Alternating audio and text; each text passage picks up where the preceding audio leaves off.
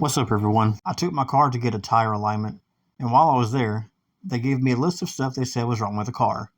One of those things being this belt tensioner, and as you can see, they wanted $337 to replace it, parts and labor. But I'm going to show you how I did it for $27.99, and this is how much I saved. So the first thing that I'm going to do is release the tension off the pulley with a 14mm socket.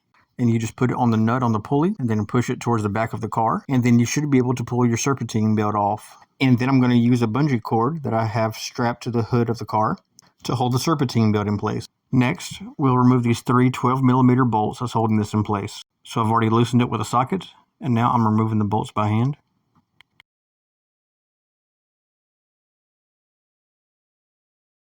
And now we have the new one. So this is the back side of it. And that just fits in there.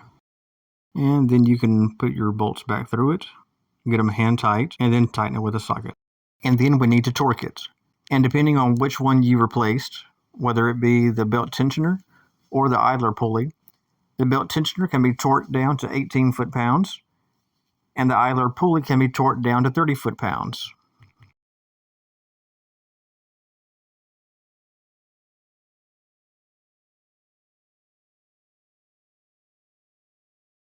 Now it's time to put the belt back on.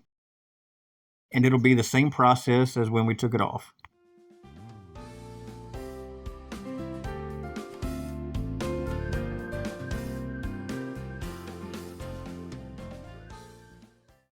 And in case your belt does come off, here's a diagram of how it goes back on. The serpentine belt is number 1, the AC belt is number 2. And that's it. If you found this video helpful, hit the thumbs up button and subscribe.